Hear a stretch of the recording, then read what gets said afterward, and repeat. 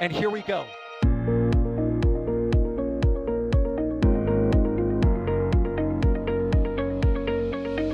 have liftoff. Propulsion continues to be nominal. R68 chamber pressure looks good. Doubling up. Roger, roll, Atlantis. Water towers fly! Yes! Tango down to nominal. Fighting downside SPD off. Bring in SPD off. Off. It's orange! Oh my god! Oh my god! Decollage. What is it? Put that in the big bag, Eagle. 343 unfolds to go. Indeed. We rise together, back to the moon and beyond. This methane would be igniting the flare, correct? Yikes. You dead? Sure. We don't need any more of these.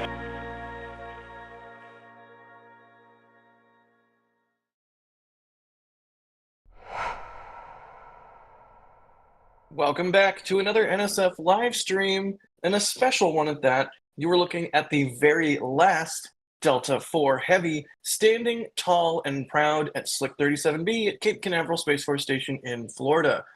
We suspect today's payload is an electronic intelligence satellite, but we'll talk more about that later, although it is classified, and essentially everything we think we know about it is based on deduction and logic, I guess you could say.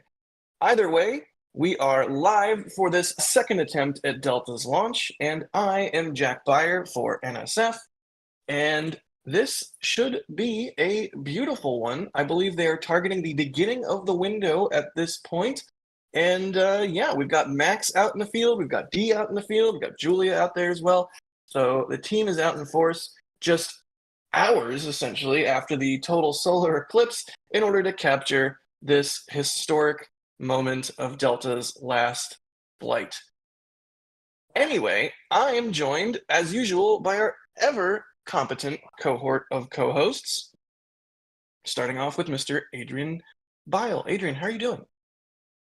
Excited. I love Orange Rocket, so I'm looking forward to hopefully see it fly today, but we'll see about that. But as of right now, it looks like everything on the board, according to ULA, is good.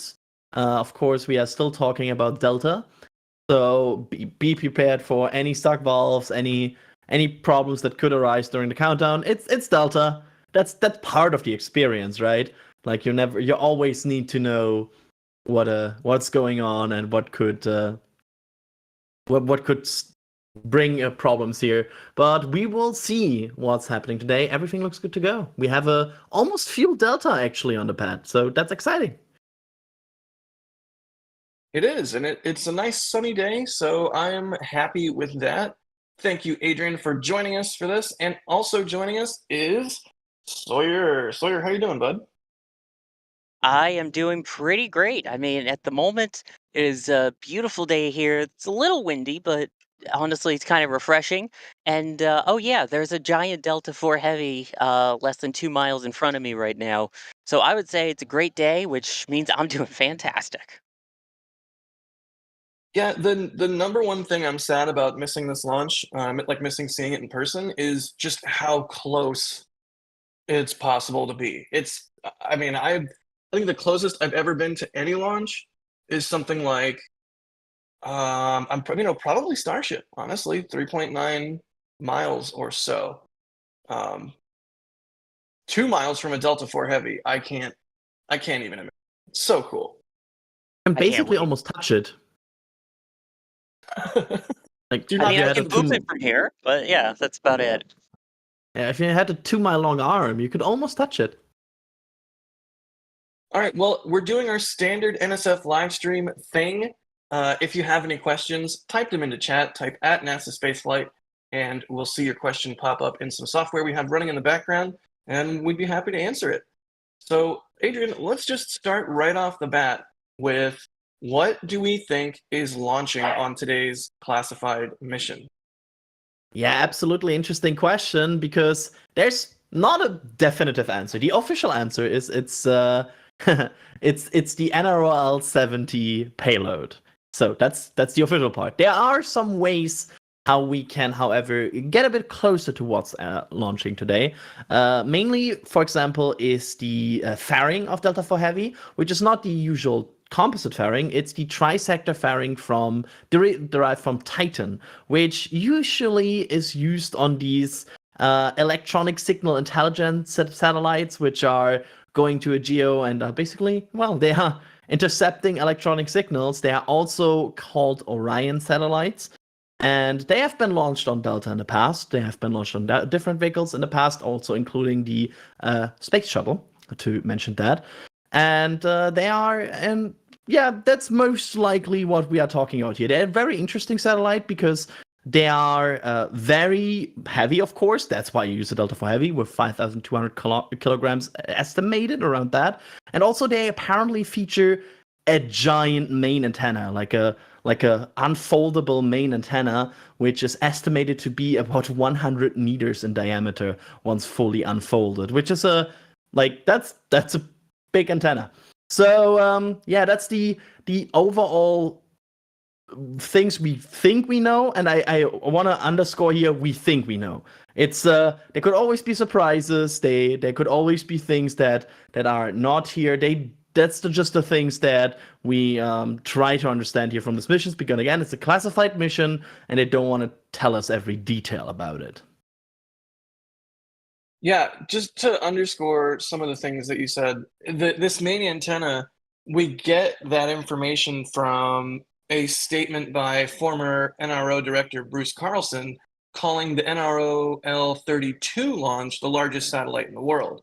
And obviously that is a previous mission launching a Orion satellite. So this could be even bigger, who knows? Either way, it is the most technologically advanced of one of these satellites. And when we say electronic intelligence, it's basically, if you think about radio waves, when you broadcast a radio wave, it gets to its destination, but it doesn't just stop when it gets to the receiving antenna. It is, emitted into space in the same way that there's like the old, I don't know if it's a meme, but the old thing where it's like, aliens would pick up the television broadcasts for how many light years away they are.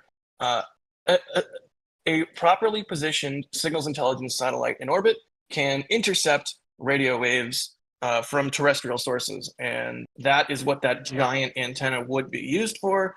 But once again, I just need to reiterate that this is all a classified payload. We don't know exactly what's on there.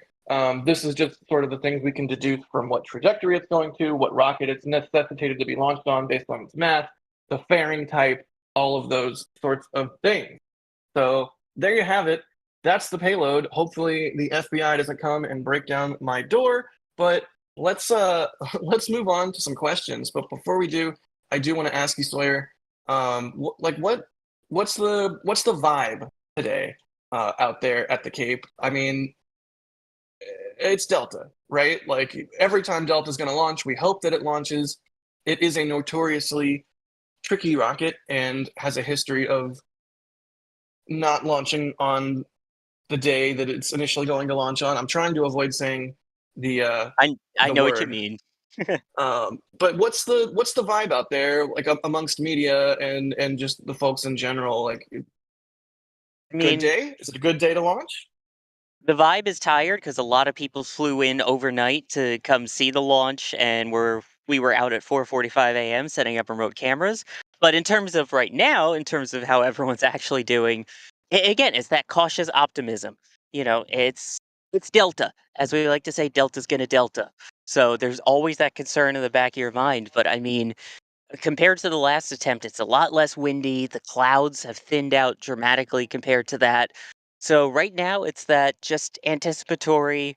Let's hope nothing goes wrong, because if so, this is going to be absolutely spectacular. Yes, fingers crossed for Delta. Go ahead, Adrian. It's this cautious feeling. I've also trapped myself having this cautious feeling of like, oh, everything looks good, right? And then you remember which rocket you're watching. It's like, why am I getting did I believe too early? It's still 1 hour and 15 minutes, and I don't know. it's certainly an interesting, like, Delta is always an interesting approach. And I also want to quickly update that ULA has confirmed that the post-fueling inspections are ongoing on the outer terminal insulation. So basically, they're looking at the orange foam and the insulation and inspecting it with cameras and making sure that everything didn't crack and like hold up during the fueling. Because as we pointed out earlier, this rocket is already fueled. Like this rocket is basically almost ready to go. Yeah, also going back to what you were saying, that's why whenever I read, any of the updates from ULA on the progress of the launch, I try to say, "Oh, it's a green board," or "It's proceeding as planned." I try not to use the GO word Yeah. as much. If you say that word, I think less than 5 miles away from a Delta rocket, it gets scared.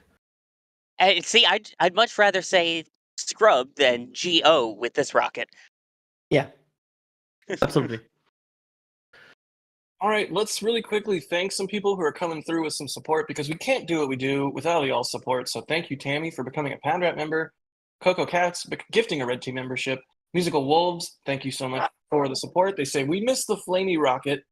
We will after today, that's for sure. Space Pope, thank you so much for the support. They say, bless this launch. Concrete Vent, aka Grass Vent, says, hi, Adrian, hi. No grass vent here.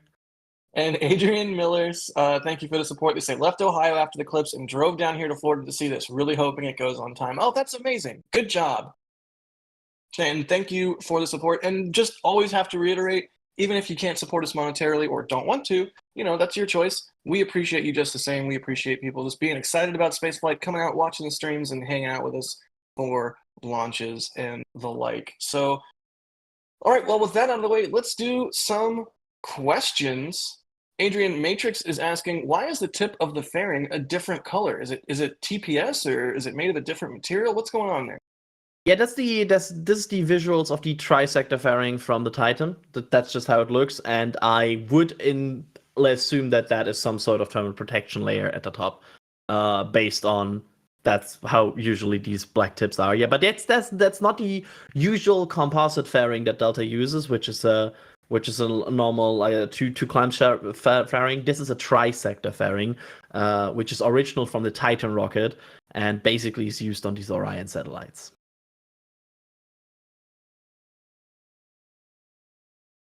Excellent. Thank you for that. Matt's Collection is asking, are we aware of the Slick 6 curse at Vandenberg? Slick 6 is the other pad that Delta 4 Heavy previously launched from, although the last West Coast Delta 4 Heavy was, I want to say 2022? I could be wrong. Either way, Delta 4 Heavy no longer launching from Slick 6. That in and of itself is a little bit of a curse, but thankfully, SpaceX has leased Slick 6 and will be using it to launch Falcon and who knows, maybe sometime far in the future, Starship. I certainly have my fingers crossed. But yes, there is a legend that Slick 6 is cursed due to the pad having been built essentially on the gateway to the local natives' afterlife. It's something along those lines. And the tribe was like, please don't build a rocket launch pad here. And then they built a rocket launch pad there. So yeah, Slick 6 has a storied history, suffice to say. But we're not looking at Slick 6 today. We are looking at LC-37. Yep. Okay, here's a tough question. Uh-oh. Johan M is asking, best orange rocket ever. Delta 4 Heavy. That is tough. Does the shuttle count as an orange rocket because of the external That's what I was about to ask. I would say shuttle counts, Delta 4 Heavy counts, SLS counts. Yeah. I mean, all three of them use the spray-on foam, basically. So I would say that all three of those count as orange. Yes. Claire, what's the best orange rocket? You know my answer to that one. It's shuttle, hands down. It's shuttle. I would say that shuttle doesn't count personally, but that's just me. If it does count, shuttle is definitely the best orange rocket, but Delta Heavy is second. But that's to each their own. Yeah, I mean SLS is still heck of a launch to see. It was really powerful. So, I mean, I'm sure if there were more of them more frequently, I would say then SLS would probably be over Delta 4 Heavy. But I mean, this thing is a beast in front of us that you see on screen. So I would say then second would be Delta 4 Heavy if we're counting shuttle. Right, and no other rocket, orange or not, just sets itself on fire at liftoff, which Delta IV Heavy famously does, and Delta Medium back when that was still launching. So we will talk about that here in a little bit, but yeah, it's a tough call, suffice to say. Also, remember that the first Delta 4 Heavy was blue, not orange. Oh, give me that Delta Blue. It's so beautiful. I miss Delta 2. Oh, the And in shark fact, with the shark on it? Yeah. yep. In fact, this will I be the final launch of the entire Delta family. There is Yep. still the Japanese H3, which is like a cousin of sorts to the Delta family, but it is not quite the same. So quite a historic doesn't feel right. I mean, it is historic because it's the last one of these. It's more, to me, it's bittersweet. It's bittersweet because it signals the future is coming right along. There's new rockets coming online. There's Vulcan, there's Falcon Heavy, and of course Starship, and New Glenn. Like, new rockets are coming online. It's time to phase out older technology and phase in newer technology that's cheaper, that can reduce the cost of upmass to space. But that having been said, it's Delta IV Heavy is just a beautiful machine despite its quirks, and I think we'll all be a little bit sad to see it go, even though we know it means technically a good thing that we're progressing into the future of rocket technology. Mock Space is asking what will replace the Delta pad here at Slick 37B. Adrian? It's okay. The answer is a bit more complex because as of right now, there's officially no lease after this. So that's the official part. However, we also know officially that there is an ICE, an environmental impact statement, being conducted for this pad, which is for a rocket called Starship. It's a rookie rocket just coming up. Apparently, if anybody ever heard about that, no, it's like that's the current plan. They wanna basically make an environmental impact statement that would allow Starship to launch from here. As of now, that is still a long process because these ICE take a bit of time. They right now hope to issue the record of decision in fall of 2025, which would then pave the way for potentially SpaceX taking over this pad. But this is still a long road. They still need to conduct all of this part of this environmental impact statement. And once that has been conducted, then SpaceX might take over here.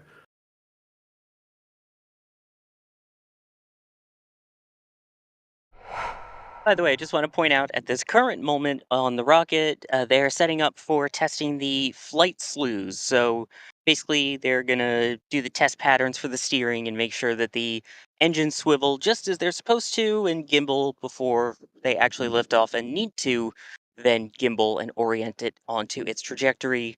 Basically, due east. I'm not Got it. ready to Yeah. say goodbye to the R68. Like I'm there's not- another part I'm not here. either. I'm a little bit sad about it. Go ahead, Adrian. I mean, that's like we talked about, like the Delta family, and there are parts, as you said before, that will live on here. But the R68 is also flying for the last time here. So at least how we know, like I don't think there's a good chance that any rocket company in the future will pick up the R68 again. So there's a good chance that this will also be the last flight of that. I think the one part of this rocket that mostly will live on for a bit longer is, of course, the DCSS, which lives in a modified version as the ICPS on SLS. That was so many acronyms. I'm so sorry. The Delta Cryogenic Second Stage lives on as the Interim Cryogenic Propulsion Stage, the second stage of SLS. There we go. I'm sorry. I just noticed that whole sentence was just a giant acronym. Spaceflight, LOL. where acronyms abound. But yeah, the RS-68 is a beautiful engine. It really is absolutely beautiful, and it's like I don't know, cousin of the RS-68. Or sorry, of the RS-25, the Space Shuttle main engine. It was meant to be a non-reusable version of the RS-25. Has lower cost because of that, and a little bit less thrust. But at least, Adrian, we still get to see RS-25s on SLS. That's true. Like it's the it's the distant cousin for sure. But I love the visuals of 68. Like I like Absolutely. the nozzle and everything. It's like it looks just amazing. And Yeah, hydrolocks absolutely. too. Yeah. Oh, so this brings us to a question, Sawyer, being asked by Sol24 Alt. They're asking, do you think that there will ever be another orbital class all Hydrolox rocket? Hydrolox for a first stage is, can I say, unusual?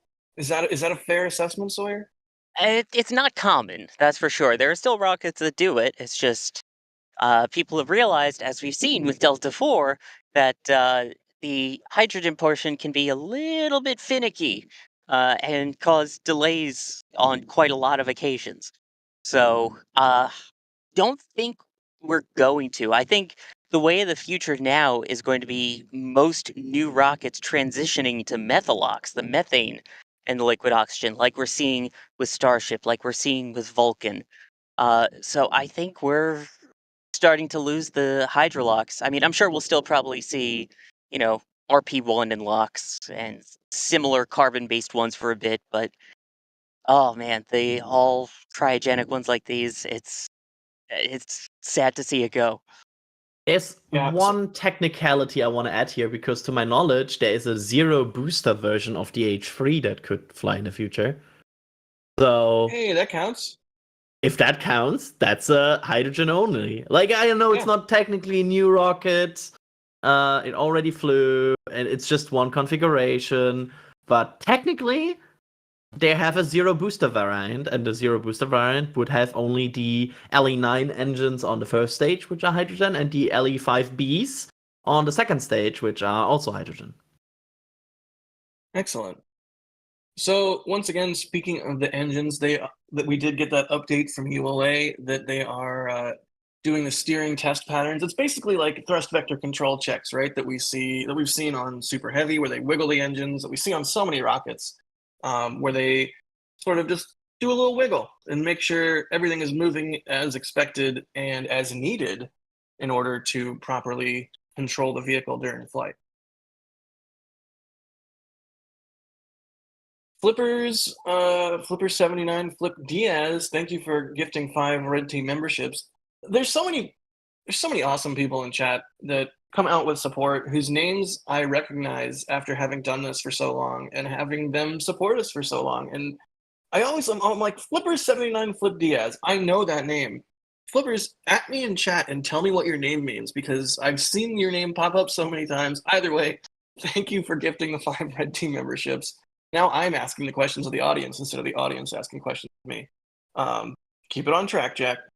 The Rubicon, thank you for the support. They say, what are any of your thoughts on NROL's curious history of anime-styled mission patches? Well, I don't know that I would call them anime-styled, but there is a legacy of NRO missions having, let's just say it, cool mission patches. I mean, I'm immediately thinking of the the octopus? Like, there's a lot of cool ones. It's more that they tend to have animals on them, I think. Because, I mean, for this particular logo, for Mission Patch, according to ULA, I mean, on it, it says advantage through knowledge. It's got that sort of snow leopard on it. They say the NRL-70 patch features the quiet but strong snow leopard to personify how NRO offers a distinctive advantage to our nation, partners, and allies in space. I also just think it looks cool, but that's their official designation behind the patch. I Got think it. 39 is still one of the weirdest I've ever seen, where they have this 30 octopus. Yeah. That 39 goes- NROL 39's patch is like, I don't think it's even questionable. NROL 39's patch is the coolest mission patch of all time. And if you haven't seen it, there it is. It's an octopus like grasping the earth with the words "nothing is beyond our reach," which, I mean, for an intelligence organization that was not publicly acknowledged until I think like 1990 something. I want to say 93. I could be wrong. This is a bold statement to make on a mission patch, but that's an older launch. Today's launch, as you saw, was was that a leopard, Sawyer? Snow leopard, yes. Nice. So there you have it. There's the mission patch. Gotta love it.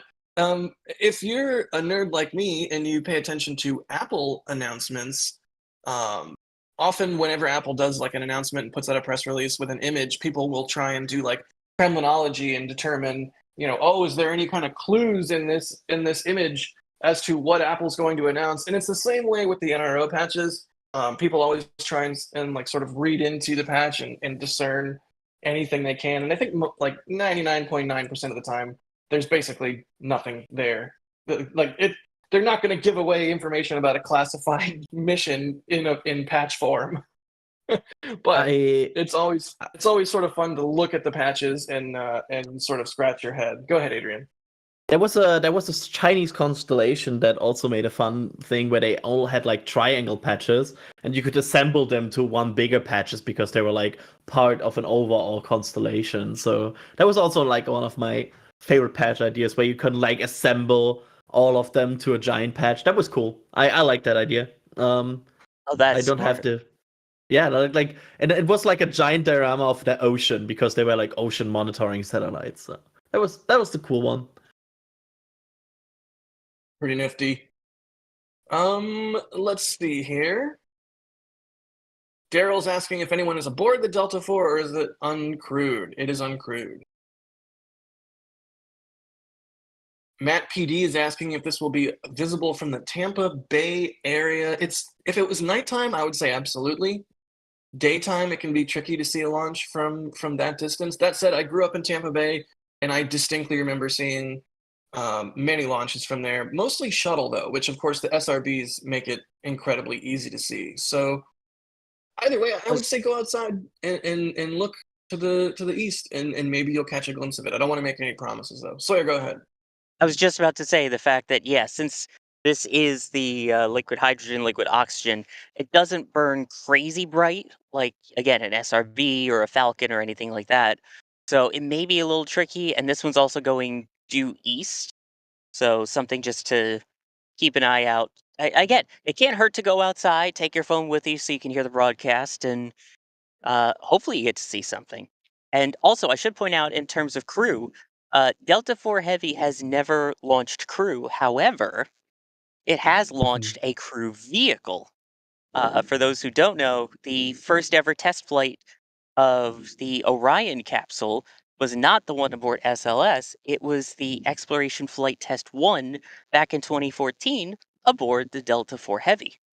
So it's launched crew vehicles, just not people. Right.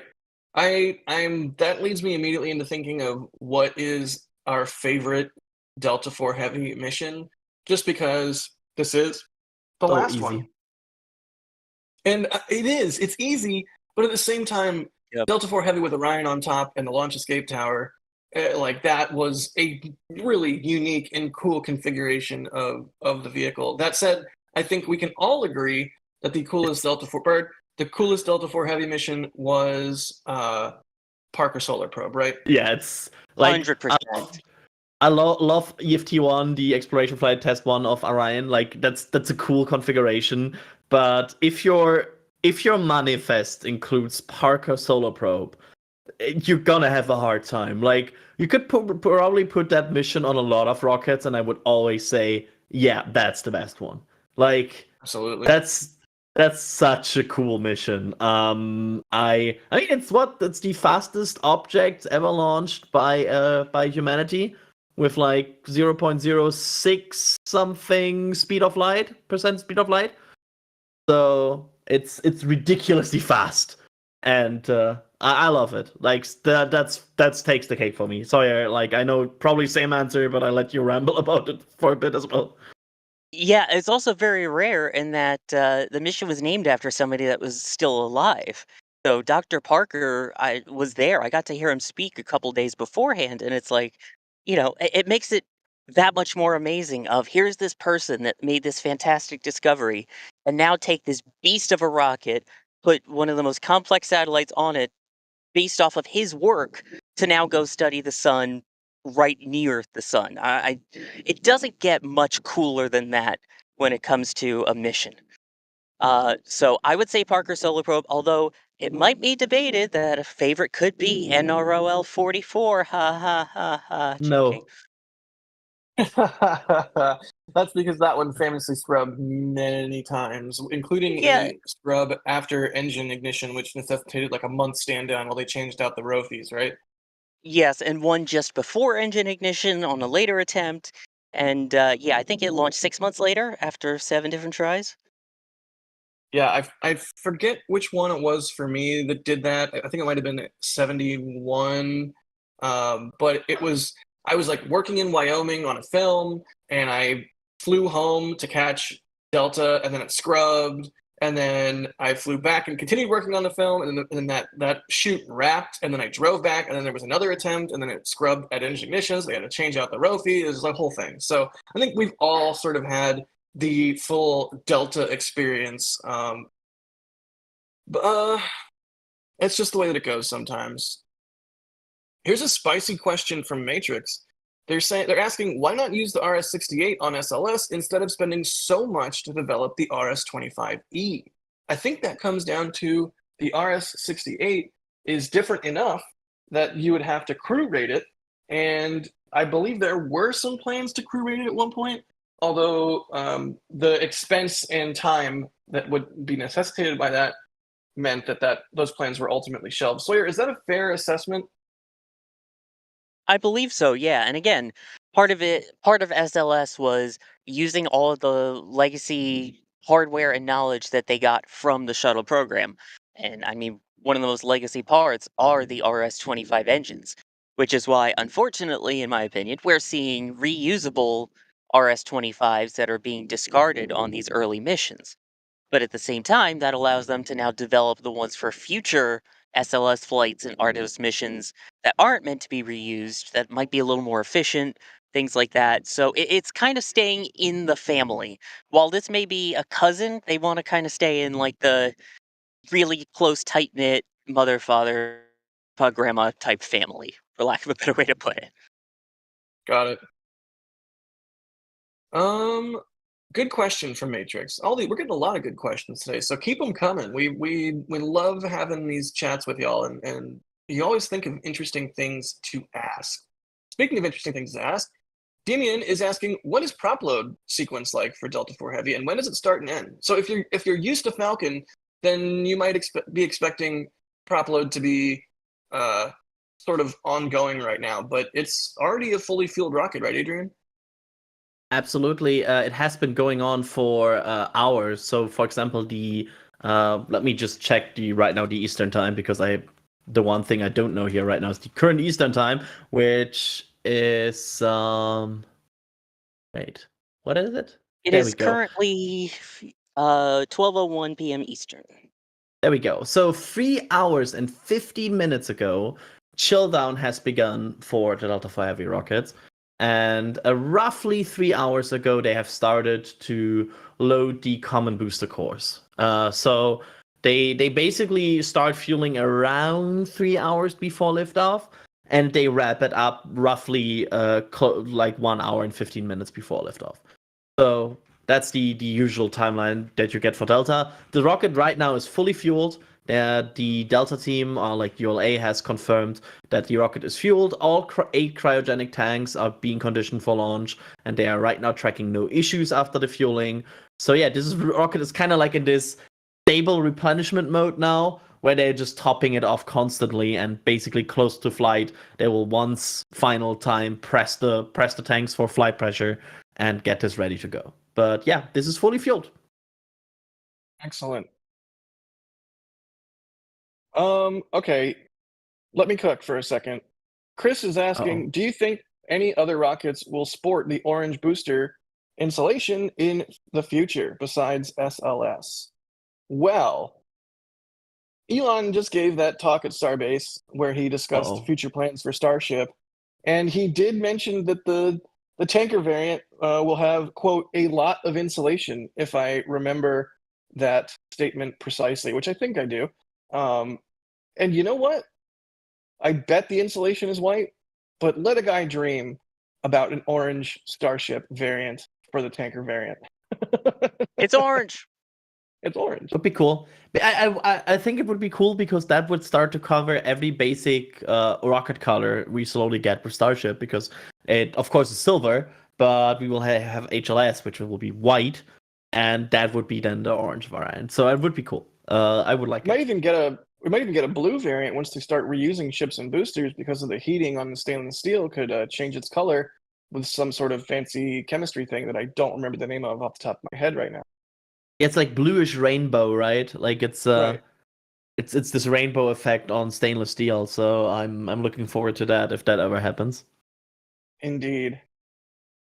All right, well, Sawyer, how about at this point, as we hit under L 50 minutes to go, could you give us a bit of a rundown on why does the clock say L minus, and what is the difference between L minus and T minus when it comes to a ULA launch?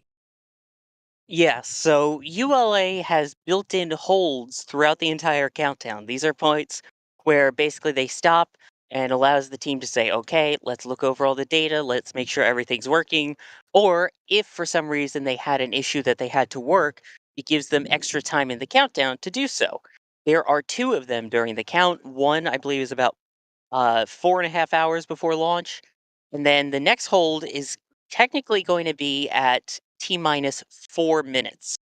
That does not mean we will be 4 minutes away from launch. That is just the T minus 4 minute hold. So the L minus clock that we have on screen, that is the actual time until liftoff. Whereas you may see elsewhere that it's at T minus 4 and holding. When we get to that point, those are normal planned holds. Right. It's sort of like a difference between the countdown to the actual launch time and the countdown for ULA's process of launching the rocket, which they have built-in holds, like you said. Also, chat is telling me that the discoloration of stainless steel from heating is called oxidation, which I'm pretty sure is right, but hey, I'm reading chat, so I could be getting trolled. It's basically rusting. Yeah. Steve Ailing, thank you so much for the super chat. They say, trivia time. What other rocket programs have used this launch pad complex? Well, I know Saturn has launched from this complex, if I'm not mistaken. Beyond that, I'm gonna have to throw it to you, Adrian. Yeah, so the whole story about Launch Complex 37 is interesting. So of course you have the Saturn and you have Delta. Interestingly, the Launch Complex and that's, by the way, the two to my knowledge. Interestingly, the Launch Complex 37 was initially built as a two-part launch complex. However, to my knowledge, 37A was never used. And only 37B was built up to be a proper launch pad. If I'm not getting my Cape knowledge here about pads completely wrong, Sawyer, that should be the case. But yeah, Saturn and Delta, right? Yeah, that's my understanding. Is Saturn 1, and I believe they did 1B potentially at one point, and then yeah, after that it was dormant till the 90s when Delta took over. Yep. Nice. That's also my. So yeah, we have the same understanding. That's a good sign. Philip, thank you for becoming a PadRat member. We hope you enjoy all the sweet member perks. Dave, thank you for the very generous super chat, 4444. They say, I'm celebrating 4 years sober, and the NSF community is part of the reason that I have been able to make it this far. So I just wanted to say thanks to everyone. Dave, congratulations. That is Congratulations. heck of an achievement. Like, seriously, Great accomplishment. congratulations. We take zero credit here at NSF. It is all you. But if you like our coverage and it makes you happy and that has helped, I honestly couldn't think of better praise. So thank you and congratulations and keep up the fantastic work. Despite the curses of the missions that are in 44, that's a 4 that we like. Indeed. Helicopter. Nice. Doing a little bit of range security there. Daniel is asking with a super chat. Thank you, Daniel. Are larger rockets more susceptible to scrubs, or has that just been a trend for Delta IV Heavy? I would say it's not about the size of the rocket, it's about the fuel, and particularly about hydrogen in general. Hydrogen is a jerk sometimes, right, Sawyer? That's putting it nicely. Yeah, it tends to be the most finicky. It tends to find the most spots where it can leak out, which usually is the issue. But yeah, it's not so much the size of the rocket. You've seen Starship launch, fuel and launch the same day now twice, whereas Delta, comparatively, smaller in the long run, uh, delays quite frequently. So it's definitely not dependent upon the size. It's how you fuel it, and also the fact, I think, that with this particular launch pad, we get maybe one Delta IV launch a year-ish, year and a half. So as a result, the ground support equipment isn't used as often, which means sometimes you find kinks in the lines, or let's say a nitrogen connection that NASA hasn't maintained, and that's when you end up with the scrub. Indeed. You know what? I'm just thankful the launch did not coincide with yesterday's eclipse. That would have been not a fun decision for a lot of photographers and members of the media to make. So I'm very glad that for once the Delta scrub that we experienced on the first attempt of this launch sort of worked out. I mean that's we can openly talk about that. We talked about this here at NSF as well, right? Where we were like, it's gonna be bad if they are at the same time. Like, what do we do? And I'm just glad we don't have to make that call as well. Like, do we have two streams and just some people have to sit here talking Delta while the eclipse happens? Like, that would have been Right. And then imagine the timeline where Super Heavy scrubbed its static fire times on Friday, and they did have a backup window for Monday and Tuesday. So, like, imagine if Monday had been Eclipse, Super Heavy static fire, and Delta. I think we would have been sobbing quietly all day. The NSF team would be dead. Just saying. Yeah. I was looking at that with fear. Like, honestly, I was looking at, like, the moment these backup closures on Monday or Tuesday appeared. I was like, oh no. Yeah, I'm glad we're in this timeline for a change. Frequently, I'm like, this is the worst timeline. But you know what? It worked out in this case. Can I defend hydrogen here for a moment? You can defend hydrogen all you want, buddy. All I have to say is ground umbilical carrier plate, but please continue. I just cringed and twitched. Oh. No, we're on YouTube, Sawyer. Boo. Boo.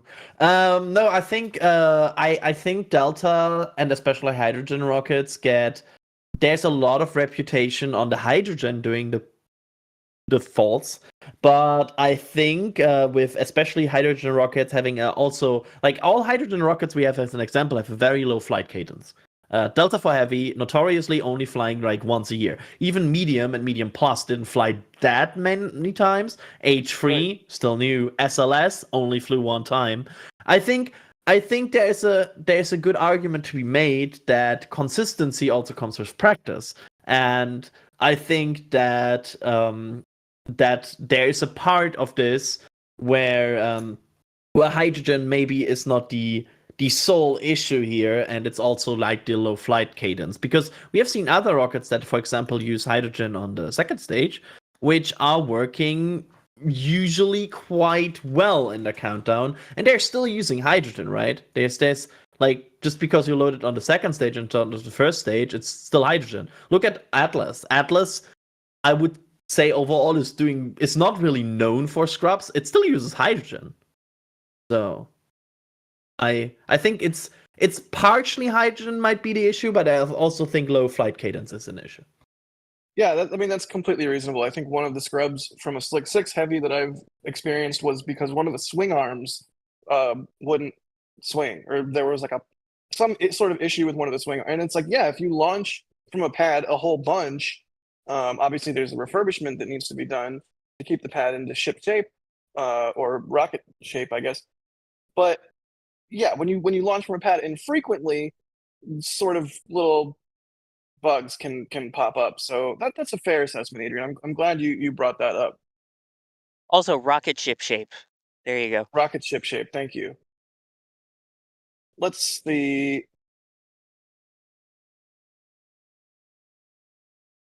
TerraSpace is asking, the Orion Delta IV was shown in The Martian. Do you think they were allowed to use it? Oh, absolutely. In fact, I feel like most times when a movie or TV show needs stock rocket footage or needs to CG up some rocket footage, I feel like it's almost always a ULA rocket. I don't know why that is, but you better believe that they're getting the rights to use that imagery and whatnot. Matrix is asking, has this rocket had any similar ground umbilical carrier plate issues to shuttle since they both use hydrogen? Sawyer? I don't know exactly off the top of my head in terms, because they use, I don't know if they have an exact ground umbilical carrier plate, but yes, there have been issues in the past with hydrogen leaking when it's not supposed to. Quite often, in fact. So while it may not be the exact same system, it is not immune to the same issues as shuttle. And thank you Right. for bringing up these nightmares that I've been having in my dreams for years of shuttle. Yeah, if you ever want to make a shuttle fan just quake in their boots, just say ground umbilical carrier plate, and it's like what is it in the Lion King when they're like Mufasa and the hyenas are like ooh, it's like ground umbilical carrier plate, ooh, every time. Pretty much. Rare Jack Disney reference. Steve, thank you for the support. They say Apollo 5 test mission from this pad and launch for the lunar module on it. Test flight, so 2 unmanned spacecraft launched from this pad. Neat. And Spherical Rat, thank you for the super generous $100 tip to tips.nasaspaceflight.com, which is yet another way you can choose to support us if you so do. And they say, Chaos Timeline fan. No. Yeah, no Chaos Timeline. Please, can we have the regular timeline? Thanks for the support, but no. Yeah, seriously, thank you. It's an absolutely tremendous amount of support. I don't even know what to say. I could go off the rails there pretty easy, but yes, we do exist in the Chaos Timeline. That would mean we were on the rails to begin with, but anyway. That's true. Matrix is asking, how long is the launch window today? Yeah, that's an interesting question. The official window that has been communicated goes from 12:53 to 4:52 p.m. Eastern Time. However, we have seen the last time that window apparently was not fully communicated, and the last time, for example, it was a bit different than what was initially communicated on the website. I'm not fully on board that this is the window, because again, we are talking about a classified mission, and there tends to be some let's say special window magic sometimes going on, where the window maybe tells you 4 hours, but maybe it's not 4, it's, I don't know, 3.5 or 2, or it only opens at the end that they hold for 3 hours and say, oops, sorry, it's due to a cryogenic load problem. Wink, wink, nudge, nudge. Yeah, like wink, wink, nudge, nudge. I think the official communicated window is 12:53 to 4:52. However, there's probably some other window restrictions in this window based on the classified nature of this mission. Yeah, suffice to say, and allow me to put my tinfoil hat on for a moment, with NRO launches in particular, there is typically a public window and a classified window within that public window. And part of that is because it's easier to track a satellite when you know precisely when it's going to launch. And more importantly, it's easier to position space-based surveillance assets to examine a satellite if you know precisely when it's going to launch. So by obfuscating that information, the NRO and ULA make it more difficult for other countries to spy on this payload, essentially. And again, it's tinfoil hat time a little bit. I feel like the number of times an NRO mission has been like, oh, some minor issue, we're holding for a little bit, haha, we're actually not going to go at the opening of the window, and then they go like 45 minutes later or something like that. It is extremely frequent. In fact, I feel like for NRO missions, like I almost expect some sort of cheeky last minute hold to change the launch time just a little bit. Go ahead, Adrian.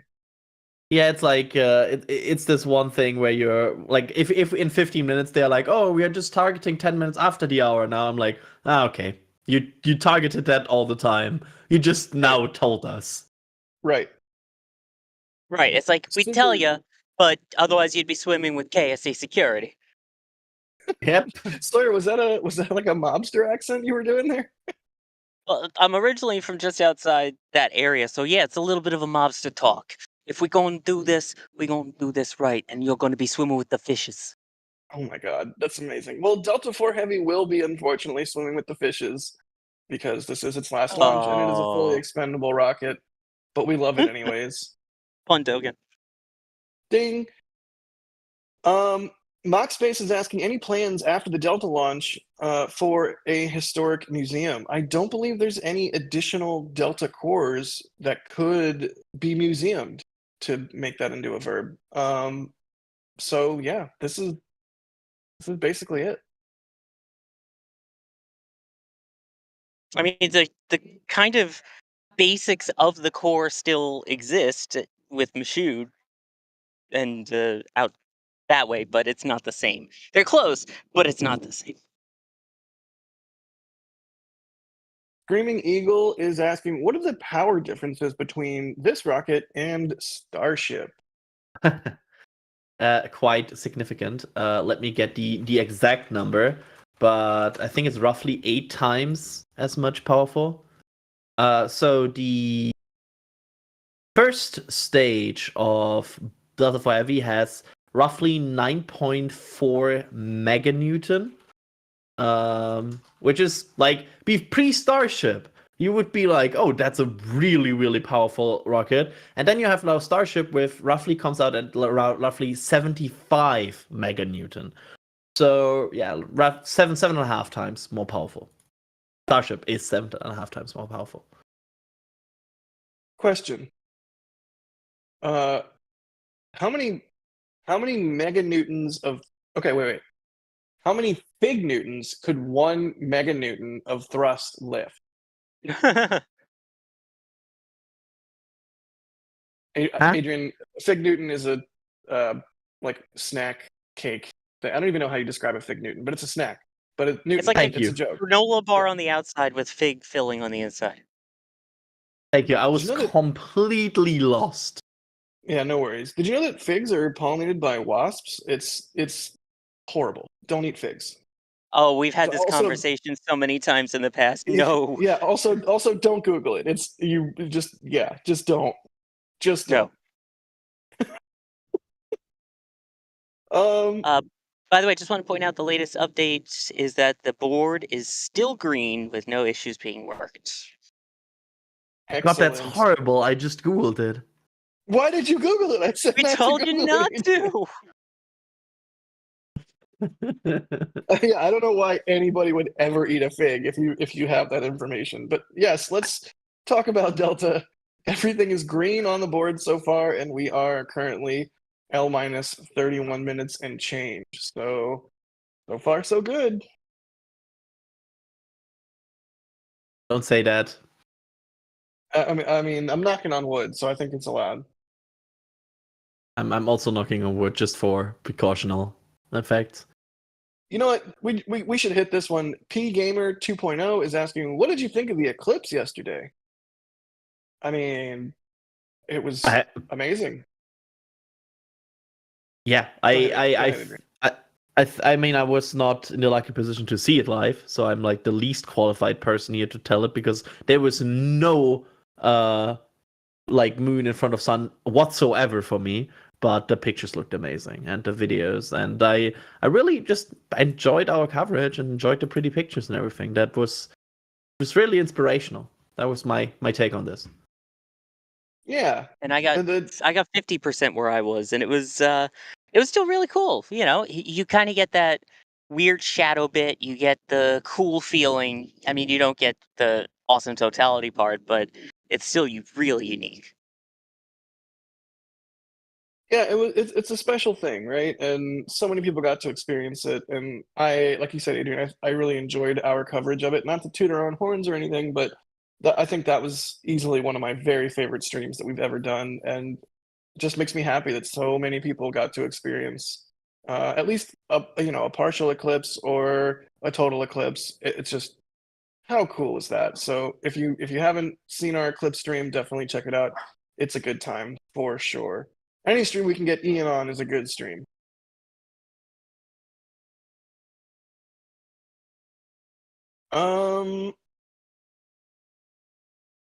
Space Kid is asking, if Delta is already fueled, what is ULA waiting for? Essentially, they're waiting for the opening of the public window for... Yeah, also... Go ahead.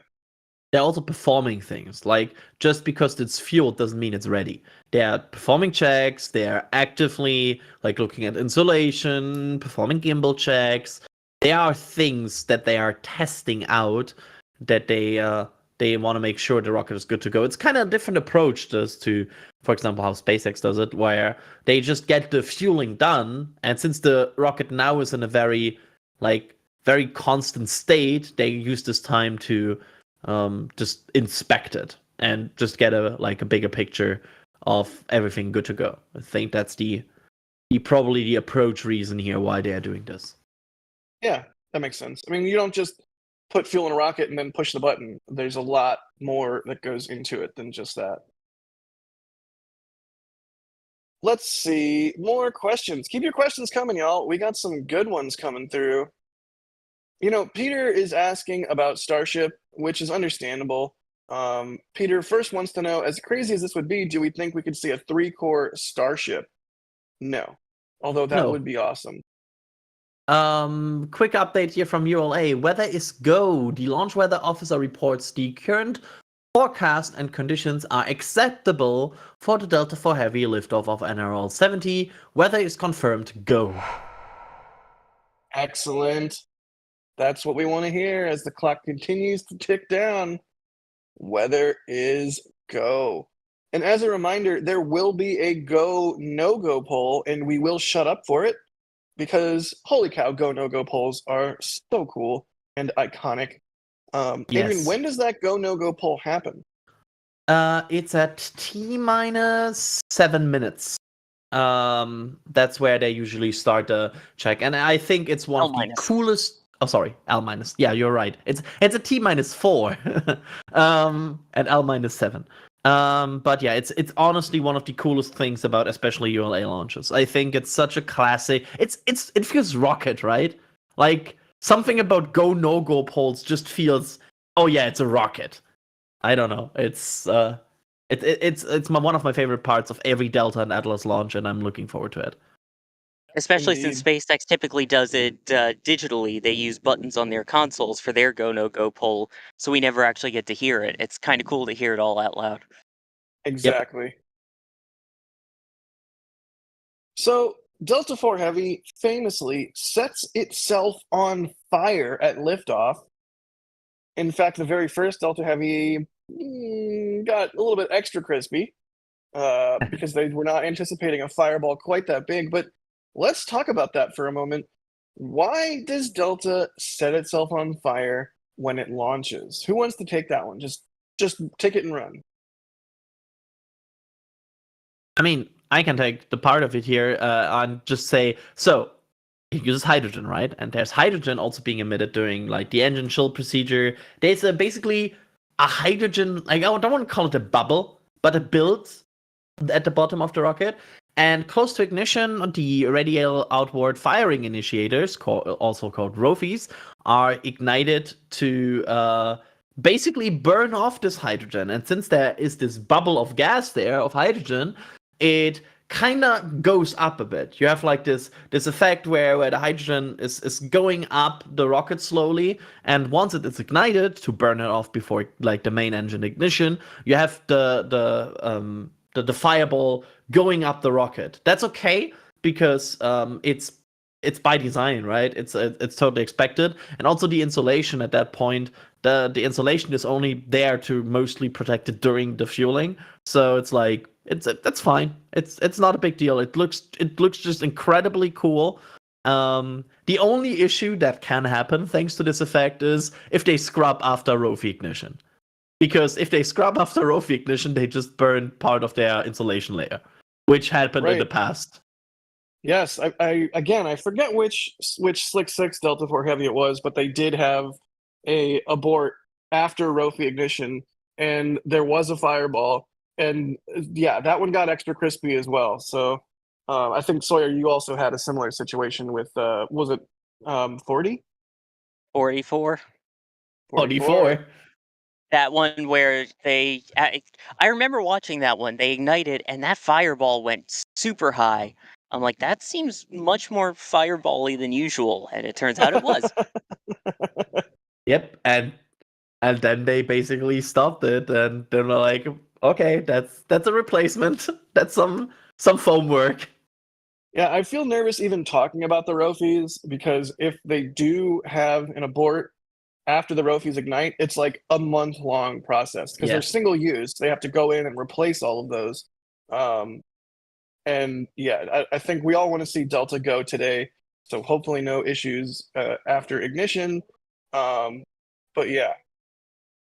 Have we actually mentioned what the ROFIs are? Radial please go outward ahead. firing initiators. Yeah, the little sparklers that you see right before the actual liftoff. So that way, because we're talking about it a bunch throughout the stream. So for people just joining, that's the little sparkly bits at the bottom that's meant to burn off some of that extra hydrogen at the base of the rocket. Are they like magnesium or what's? Do we know what they're made of? What's burning there? I know they fire radially outward. Okay, I will add that they are also firing initiators. There you go. No, I don't know exactly what the material is on it. I'm sure someone either in chat in the back channel will know. Yep, probably. I'm like rapidly trying to Google it, but I do not know if I will be able to. But yeah, in summary, when the engines start up on the Delta 4 Heavy, they belch a whole bunch of hydrogen. That hydrogen is floating around the vehicle, and you don't want that, so they have those ROFIs to burn that hydrogen off, and that is why Delta 4 Heavy sets itself on fire at liftoff. And if you can hear a dog howling in the background, I apologize. Upper level winds also have been verified acceptable for flight. Yep, in fact, they've actually been launching weather balloons, and it's not just to make sure that the weather is good to go, but part of the reason for the weather balloons was also to help the guidance on board the Delta 4 Heavy. So basically, they look at where the winds are strongest, and they literally set a path for the rocket to follow based off of those winds. So that was just completed. Excellent. Yeah, it's like a late software adjustment, right, from the weather balloon data, where they can tell the rocket, okay, these are the exact conditions you're going to be launching in, and accommodate that with your GNC, your guidance, navigation, and control. By the way, you want to know the name of the file? Oh yeah, go ahead. It is called the adjust file, and guess what? It is an acronym. It is the automatic determination and dissemination of just updated steering terms. That's I hate the fact it has two Ds. It's not adjust like it's ADD. Yeah, it's not adjust, it's adjust. But you know what? I'll allow it. It's just such a crazy acronym. I saw that. I'm like, okay, I gotta mention that.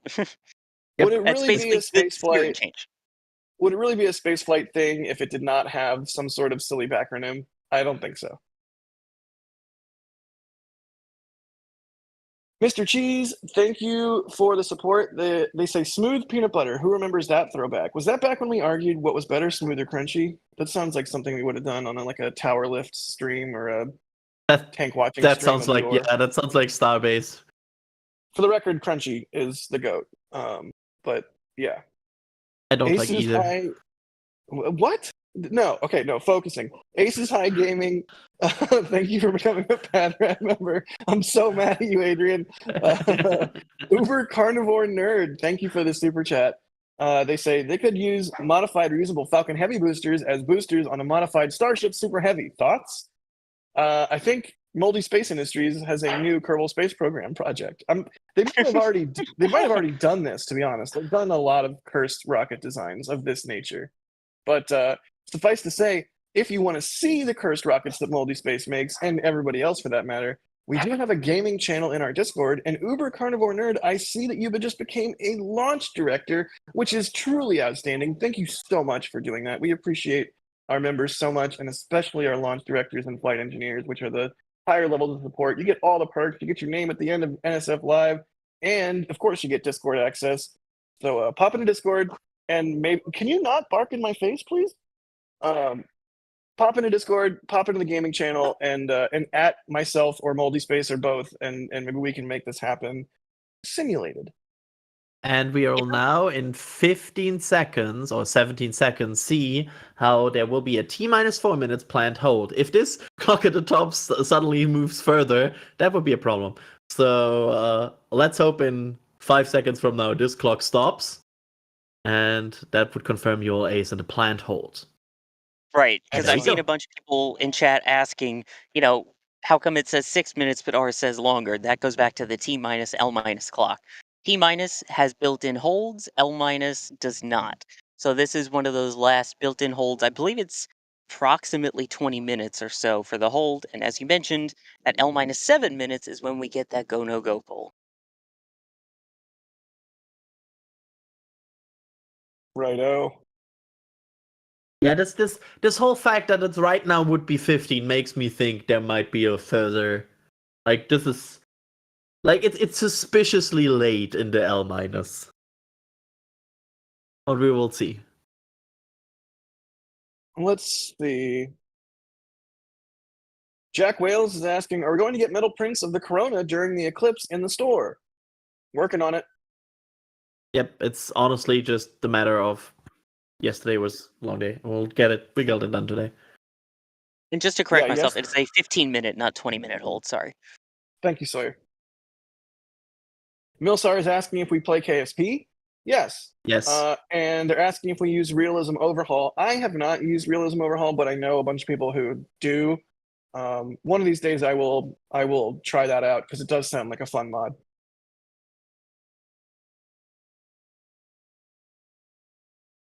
Michael is asking, why would this pad be used for Starship? Wouldn't they want to use the pad for Falcon 9 and Falcon Heavy for NROL contracts since most of the infrastructure would not need to change?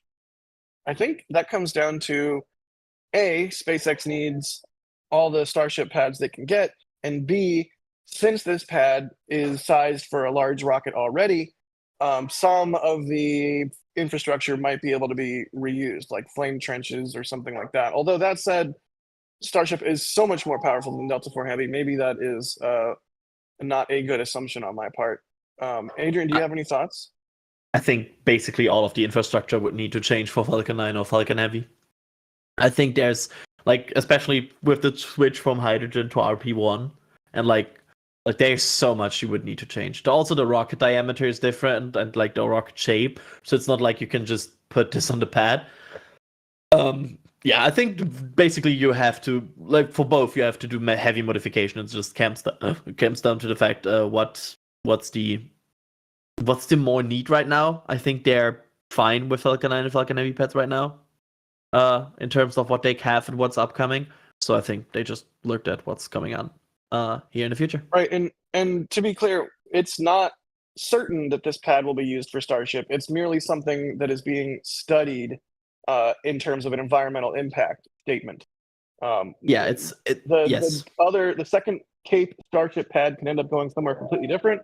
This pad could end up being mothballed and not used by anybody else in the future. But one possibility is that SpaceX takes this pad from ULA after their lease is up. And that is one possibility, not something that is sort of already determined, but a good question nonetheless.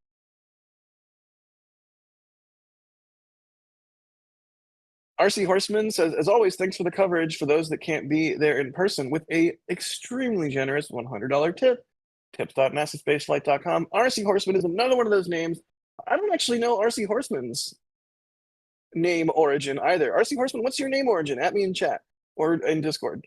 But thank you. That is a huge amount of support, like $100. So much money. And not only that, you did it to tips.nasaspaceflight.com, which means there's no middleman. It goes straight to us, which we appreciate. So holy cow. Also, it's not my puppy actually that's being bad. My puppy is being a sweet perfect angel. I'm still in near McGregor. I'm actually staying at Adam's place right now, and there's an insane storm happening.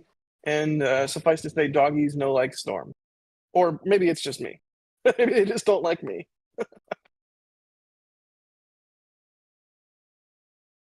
All right, well, we are getting close here. L minus 14 minutes and 30 seconds, and the clock is continuing to tick down. This is getting real. Sawyer, how are you feeling? Feeling good. You know, it's a little hot out here, but heart rate's going to start going up, I think, very, very soon, especially once we hit that L minus 10-minute mark and that go no go pull. That's the nail biter.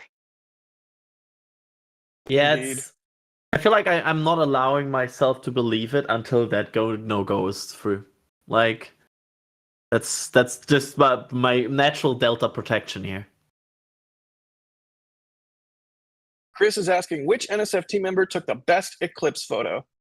Here's the thing. It comes down to art. It's each person has a different eye, and each person has different equipment and different goals with what they want to capture. And I'm so proud of everybody on the team for making such beautiful imagery of this launch. Tyler got an amazing shots. Max got an amazing shot. Ian got everybody. Sean got an amazing shot. So yeah, suffice to say, we have no shortage of amazing imagery from this launch. So yeah, I'm not going to pick a favorite. I think everybody did fantastic work. The pick a favorite is up to you, and you can do that by making sure you're following all of us on the socials. Or if you want to keep your follower list tidy, then just make sure you follow NASA Spaceflight on whatever social media platform you use. That way you can see when that main account reposts the stuff from all of us. But yeah, everybody. My favorite was Adrian's photo. I gotta say, it was so dark out. It was like it was almost nighttime, and almost like you were thousands of miles away in a different country.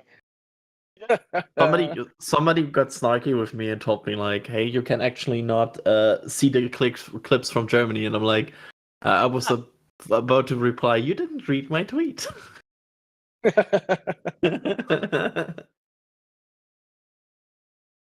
Ethereal Swordsman, oh god. Thank you for the super chat. They say, this rocket only has 3 feet. Screams awkward. Did a 3-legged race in school. It was tough. In all seriousness, how do they maintain roll control after the outer core is cut off? That's a really interesting question that I don't exactly know the answer to. To my knowledge, Delta 5 has RCS thrusters to do that, right, Sawyer? Right, yeah. And again, keep in mind, there's also the staggered thrust off the pads, so the center core isn't firing at its full thrust while the outer cores are. Right before the separation point, that's when they, start to throttle up that center core to full power as the side cores are separating. And I believe there are, as you mentioned, RCS to assist too. And they are confirming that they're still targeting 12:53 p.m. Eastern Time for the launch of NROL-70, and the team is working no issues at this point, and weather is green. I like green weather, and I like orange rockets. So that makes me happy to hear. Coming up on L-10 minutes here in just a moment. In the meantime, Ryan Barnes is asking, if the orange foam is meant to protect the fuel tanks, why isn't it on the upper stage? I don't actually know. That's a really good question. I don't have a good answer besides the fact that maybe that outer tank wall on the upper stage is a bit denser, but I don't have a good answer. It could also be a mass thing, like you don't want to dump a bunch of mass on your second stage if you don't absolutely need it. Alex is saying that it is on the upper stage, it's just painted white. Thank you, Alex. This is just a design thing. Interesting. So we're getting close to the go, no go poll. We will keep our ears open for when that starts and go quiet so that we can listen in, because holy cow, it's a cool thing to hear. In the meantime, Chris is asking, do any of you have any favorite Delta IV Heavy memories? Yes. For me, it was the very first one that I got to see launch out of Slick 6. I want to say that was 71, but I'm not positive. Either way, that was, to this day, some of my favorite launch imagery that I've been able to create. Slick 6 is a beautiful pad. And that was also early in my rocket photography career, at least placing remotes. And yeah, the dread of did my remotes work? And especially with a rocket that launches fairly infrequently, and then the relief of actually being able to capture some cool imagery, that one will always be close to my heart. Sawyer, any favorite Delta IV Heavy memories? Yeah, I'm gonna go with a different one from Parker Solar Probe. It was we got to go out to the pad. In fact, there was some photos I think that were shared recently that showed Chris G and DOS out at the pad doing something for NSF at the Yes. time. Right out there. I was lurking behind the camera watching their live broadcast, making funny faces at them. But that one, they let us get so ridiculously close to this beast of a rocket. I mean, I have a picture looking up the flame trench right next to it to truly be able to get to see the scale of that rocket. And then the sun started setting and the colors were just spectacular. It really made it look like the most majestic rocket you've ever seen. That memory of that sunset being that close to it will stick with me forever. That's beautiful, Sawyer. Thank you. Adrian?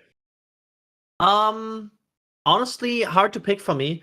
I think the fact that I got this the second time I get to commentate a Delta, which is my favorite rocket, on an NSF stream is kind of my highlights. And we are approaching the go no go, so let's listen into that, I guess. Yeah, let's listen to the go no go poll. The vehicle system readiness poll includes electrical systems, hydraulics, pneumatics, propulsion systems, flight control, and propellants. Let's listen in as Scott Barney performs the final polling.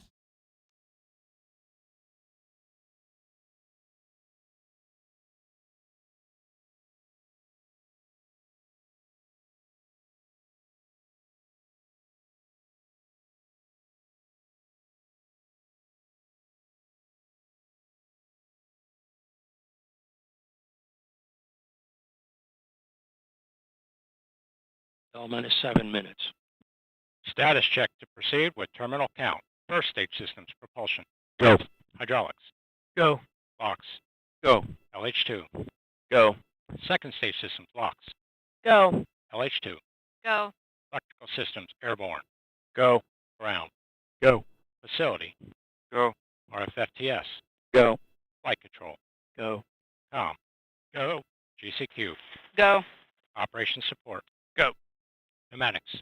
Go. Umbilicals. Go. ASGAS. Go. ECS. Go. Red line monitor. Go. Mechanical engineering advisor. Go. Quality. Go. Ops safety manager. Go. ULA safety officer. Go. Vehicle system engineer. Go. Anomaly chief. Go. Range coordinator. Clear to proceed. Launch director. Launch vehicle is ready to launch. Mission director. You have permission to launch. Proceeding with the count. L-6. ALC, verify T0 is set or 1653 Zulu. Verified.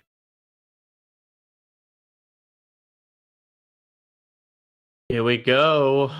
Superb. Always love a go, no go poll, especially ones that include all goes. And so here we are at L minus 5 minutes and 35 seconds. And we're just a minute and a half away from the T minus clock resuming and hopefully liftoff of this beautiful machine for one final time. Oh man, there's nothing like a go no go poll to get my heart rate up and to get the excitement ready for launch. What a fun thing. I'm so thankful ULA does that publicly. My excitement is so real. I got to get to my cameras. I got to make sure everything's ready to go. All right, buddy, we will send you off. We'll see you on the other side. Thank you for being out there for us. Godspeed and make some cool imagery for us. Oh, I can't wait. Go Delta. Go Delta. Speaking of cool imagery, we do have the metal prints at shop.nasaspaceflight.com. All kinds of metal prints, including Delta IV Heavy prints. And coming soon, TM, we will have some Eclipse prints in the store as well, I believe. So definitely check that out in today or tomorrow or whenever you get a chance, because that is another fantastic way you can support what we do. But you know what?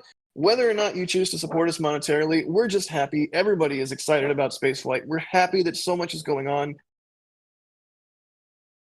It's just a good time. It's a good time to be a space. So let's all just appreciate that we are living in the future. And as we watch Delta IV Heavy launch, hopefully today, just about 4 minutes, one final time. And the count is about to pick up again. And we have a rolling count, which means now these could be the last 4 minutes of a Delta IV Heavy on a pad.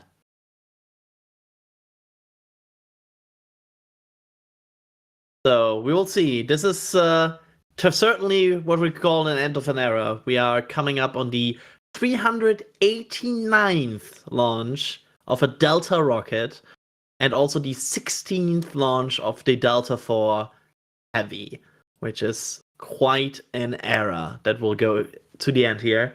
Just 3.5 minutes here to go as this rocket gets ready for final flight. The countdown is resumed, as ULA has now confirmed. Countdown clocks are rolling again, and everything looks good to go. Everything is apparently looking good for today. Excellent. We will see. Can you hear me any better now? Yes, you're back.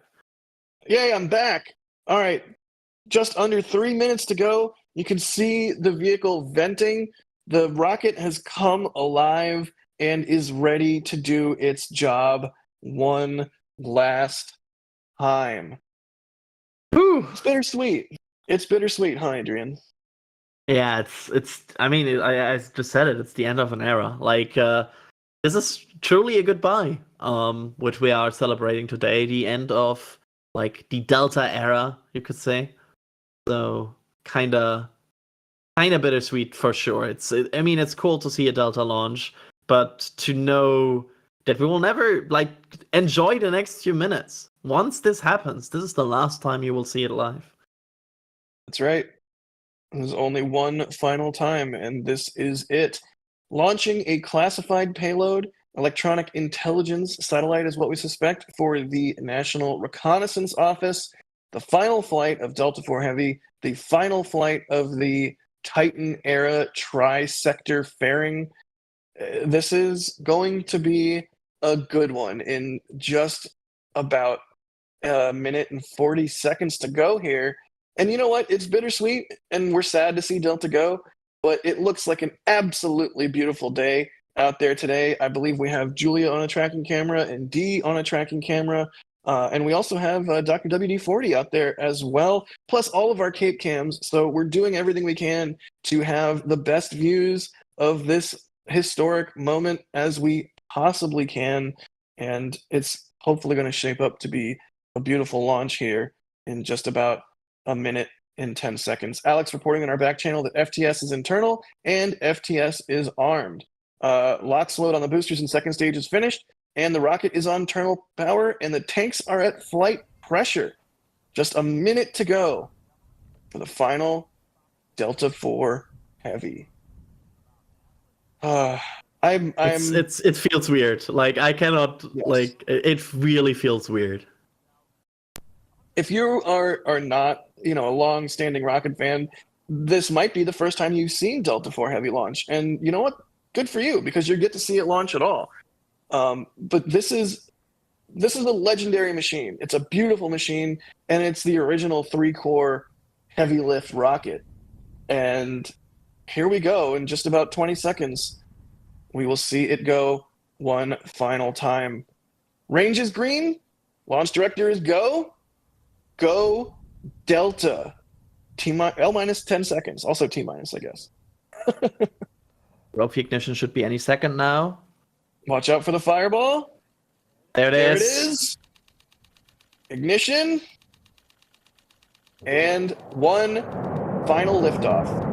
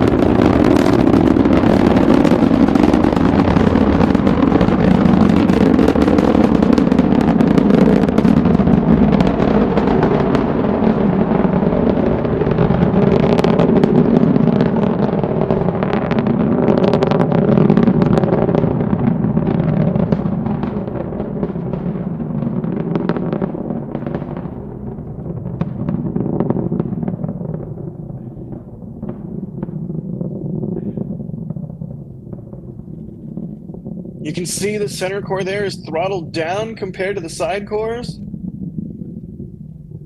Absolutely beautiful launch, watching Delta pierce the clouds one last time.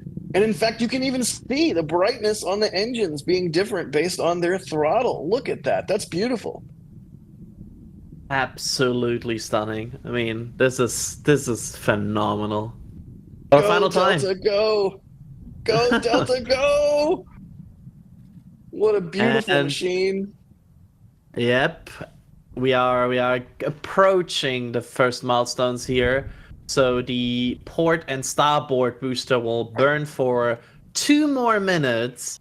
And that's then the first goodbye for Delta Hardware, because in 2 more minutes we will say goodbye to the port and starboard booster, and then just 1 minute later, that last common booster core will detach.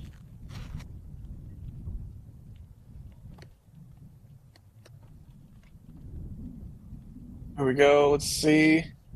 Look at Let's that. wait.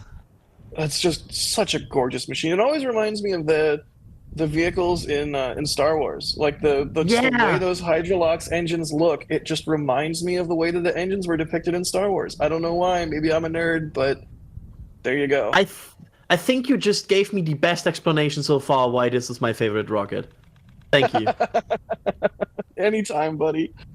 I don't know why, but like it looks like it has no exhaust. I mean, it's Hydrolox. It's extremely efficient combustion, producing only water vapor, and I presume some material from the ablative engine nozzles. But yeah, it's just an extremely clean burning engine. Boy, I tell you what, that Hydrolox is a clean burning fuel. Yeah, sorry, I had to do King of the Hill for a second there. How long until There we go. side booster set? 3:55 and 8. So about I cannot do math. 30 seconds from now. I mean, this Excellent. is just so far. This is like once it goes perfectly, right? Right. What an absolutely beautiful launch. Seeing this thing crawl off the pad is never, ever a disappointment. It's just such an utter beast. Apparently, wow. yeah. So at 55 they will start to cut off, and then the jettison is a bit later. But the cutoff is just coming up now. Say goodbye to the port and starboard booster of Delta IV Heavy. Goodbye, port and starboard booster. We love you. I think that's throttle down, and That's it. Whoa, that's beautiful. Oh my gosh. Holy cow. Adrian, what is the next milestone? Is that going to be fairing SEP? Fairing separation is not until 6 minutes and 37 seconds for this mission. For the next one will be the goodbye to the common booster core, which will happen at first stage separation is 5 minutes and 42 seconds. That's where the common booster core will retire. End of an era. Also, yeah, I want to shout out the audio. Like that was some good launch audio. Fantastic visuals, fantastic audio. Great work all around by the Cape team, and I cannot wait to see the photos that they have created from their locations around the Cape and from their remote cameras. Absolutely. You So can just see the rocket powering itself into space, the limb of the Earth visible. Absolutely gorgeous. By the way, if that audio sounded that good to you, imagine what it sounded like here in person. Holy Toledo. Did it rattle the fillings out of your teeth, Sawyer? No, I actually have good dentistry and I don't have fillings. But, What? I mean, this was one of, if not the loudest launch I have ever heard, ever. It just, I don't know, the rattle of this one was so strong, so powerful. The wind was blowing right at us, and when you're under 2 miles away, it just, oh, it hits. It hits hard. That was, I mean, all of us here are a little bit speechless. say I believe goodbye, it. And everybody, to the common booster core, which goodbye, has common now been booster core. detached. It's over, and now we And you see can the see ignition. the nozzle extending as well. That is a unique little thing of the, what is it, an RL-10 upper engine? Yeah, that's the Delta Cryogenic Second Stage, the DCSS, that just has deployed. And don't worry if it doesn't look like it's burning. It's burning. It's just hydrogen. Good deal. Well, I can see the ULA RC. for these classified missions, the coverage from ULA typically ends at fairing SEP, so hopefully we get a little bit more of these views before ULA needs to go quiet to make the NRO happy. But yep, and there you go. There's fairing SEP. That Excellent. satellite doesn't look like this, by the way. Just side note here. This is probably a very generic picture of this satellite. Right. And there you have it. An empty launch pad at Slick 37B. That feels The weird final now. Delta 4 Heavy has launched. Because Oh, man. Sawyer. we usually, sorry, just quickly, like, we usually talk about this final, like, this best view on launch day, but today it feels weird. It really does. Seeing that empty pad, knowing that there will never be a Delta on it again, is a little weird. I gotta say. Yeah, I don't know. I don't know how to feel, because this is our favorite view on launch day, an empty pad, because that means the rocket launched. But there's not going to be another Delta here. Like, is it still our favorite view when the pad will not be used ever again? I'm not sure. But I think the silhouette of Delta makes it even worse. Oh, you mean with the launch, though? Yeah. The fact that the building still has the shape. Yeah. Yeah. Absolutely exceptional launch. I'm bummed, but I'm happy because we had these beautiful views. If you can give me less than 30 seconds, I'll get you a picture here. Yes, please, Sawyer. Yes, please. I am super thankful for those visuals, and I'm super thankful for the audio as well. I'm pretty sure I heard members of the media losing their minds as this thing lifted off the pad, and that I always love to hear that excitement. That's why it's in the intro from the SLS launch from Artemis 1. Losing it's an understatement. Again, the noise on that was unreal. And I mean, I was talking with Max about it. You know, combined between all of us, we've got hundreds of launches under our belts, and this one still shook us more than we were expecting. That's amazing. I'm sad I couldn't be there, but I'm glad y'all are there on behalf of everybody that couldn't be at the Cape. And I'm really glad for, oh, I forget who it was. Somebody very early on in the broadcast super chatted and said that they drove from Ohio to Florida to see this. I'm so glad for them because they did not get a scrub. They got a beautiful, absolutely beautiful launch. Fantastic.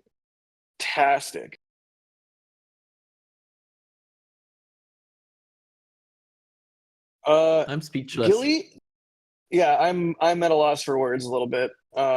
Gilly, thank Tell you me for the about it. support. They say, did anyone on the NSF team capture a glimpse of the comet during the eclipse yesterday?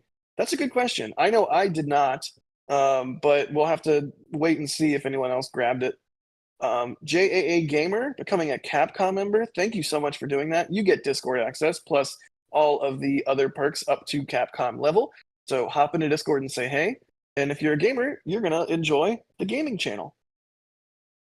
Apocalypse Cow, thank you for gifting 5 Red Team memberships.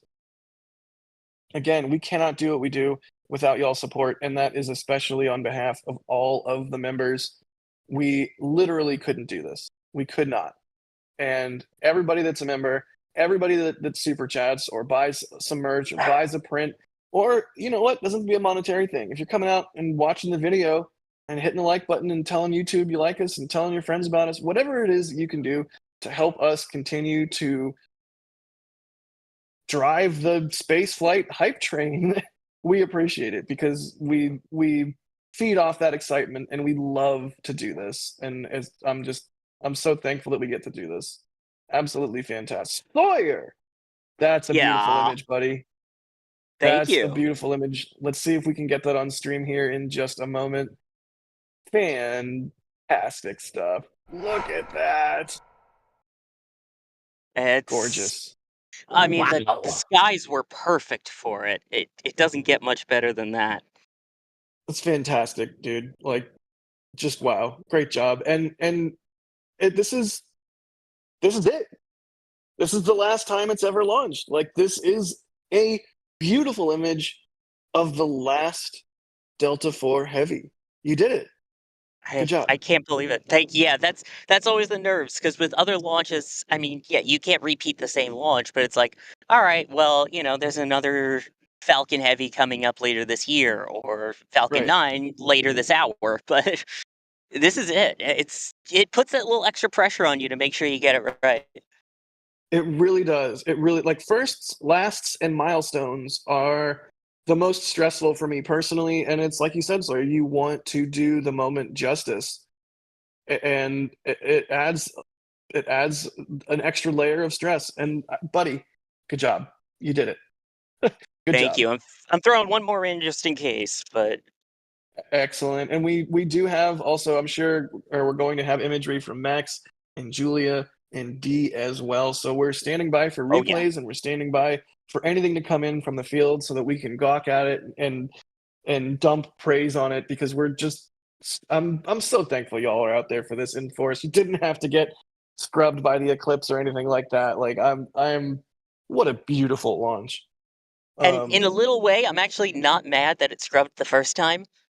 Because it was cloudy, it was windy, and you see from the shots just how clear this was, how beautiful it was. It was only the thin, wispy clouds, which just makes it look that much cooler.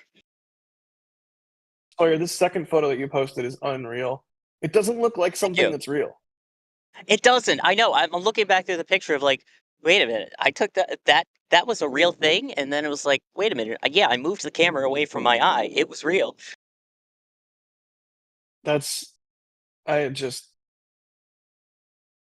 absolutely beautiful launch. And we have some replays. We have 2 replays. Let's take a look at the first one while we wait for more imagery to come in from the field. Oh, this is from one of our KSC cams. Ooh. Do we get an extreme zoom? Yes. Extreme close-up. All right, here's the thing. Delta is edge on to this camera, but it will roll. So keep an eye out for that, and then we'll get the 3 cores facing the camera. If I'm not mistaken, I could be wrong. Maybe it had already rolled by the time the camera got it. Look at the clouds. Excellent. And I believe this was tracked by our very own Gage from Ohio, which is just one of the really cool things that we're able to do thanks to y'all's support. Did you just, Gabe, did you somehow track it through the clouds? What the heck?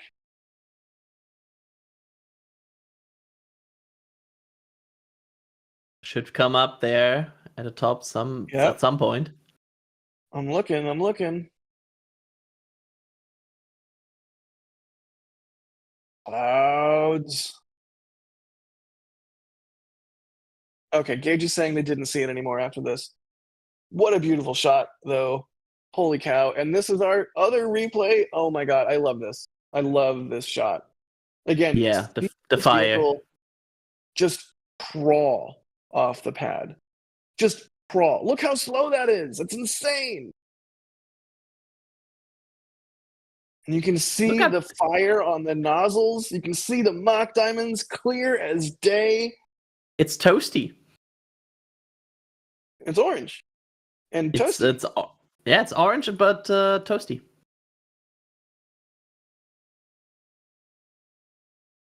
This is just beautiful.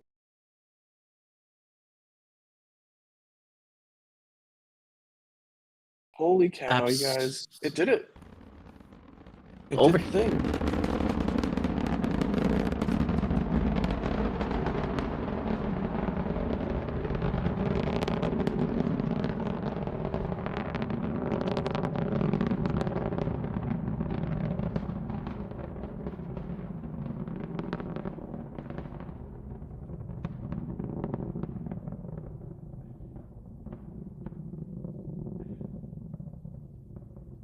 Yeah, let's watch that again. I want to hear that audio again. Listen for the members of the media losing their minds.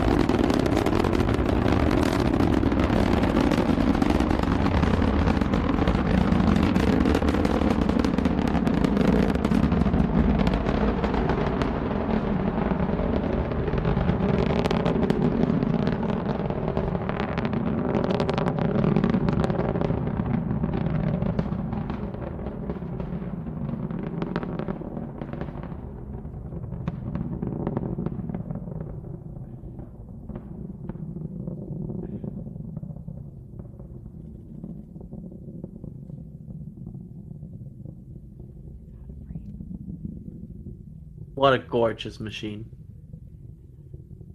Absolutely beautiful machine. The pinnacle of human achievement. Just sheer math and engineering at work.